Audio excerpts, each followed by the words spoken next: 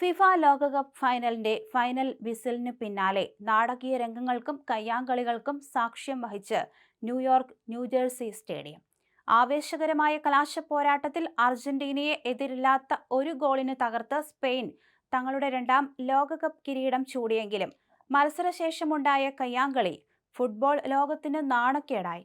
തോൽവിക്ക് പിന്നാലെ നിയന്ത്രണം വിട്ട അർജന്റീന താരങ്ങൾ സ്പാനിഷ് കളിക്കാരുമായി മൈതാനത്ത് ഏറ്റുമുട്ടുകയായിരുന്നു. അക്രമ സംഭവങ്ങളെ തുടർന്ന് അർജന്റീനയുടെ മധ്യനിര താരം ലിയാൻഡ്രോ പാരേഡസിന് റഫറി ചുവപ്പ് കാർഡ് നൽകി.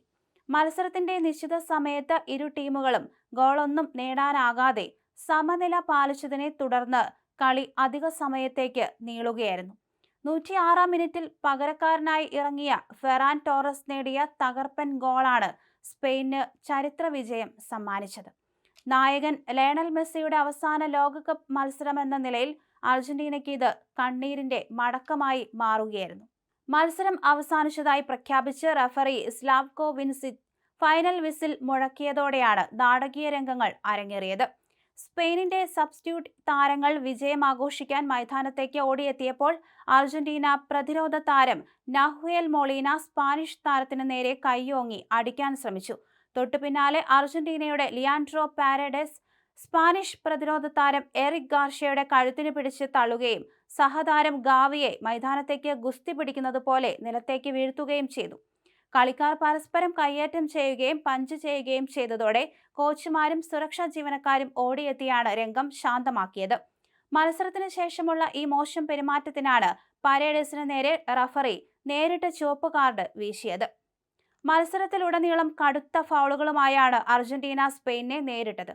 നിശ്ചിത സമയത്തിന്റെ അവസാന മിനിറ്റുകളിൽ സ്പാനിഷ് താരം പോ ക്യുബാർസിയെ അപകടകരമായ രീതിയിൽ ഫൗൾ ചെയ്തതിന് അർജന്റീനയുടെ ചെൽസി താരം എൻസോ ഫെർണാണ്ടസ് രണ്ടാം മഞ്ഞ കാർഡും തുടർന്ന് ചുവപ്പ് കാർഡും കണ്ട് പുറത്തായിരുന്നു.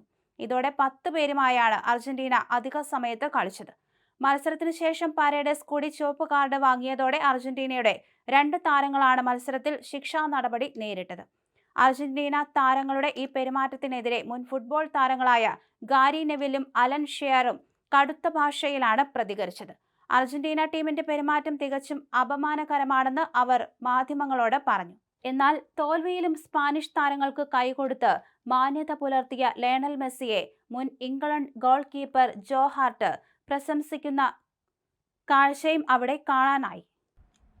കളിയിലെ തന്ത്രങ്ങൾ പാളിയതോടെ അർജന്റീന കോച്ച് സ്കലോണി ക്രിസ്ത്യൻ റൊമേറോയെയും റോഡ്രിഗോ ഡി പോളിനെയും വരെ ബെഞ്ചിലേക്ക് പിൻവലിച്ച് മാറ്റങ്ങൾ വരുത്തിയെങ്കിലും സ്പാനിഷ് ആധിപത്യത്തെ തടയാൻ അതൊന്നും മതിയാകുമായിരുന്നില്ല.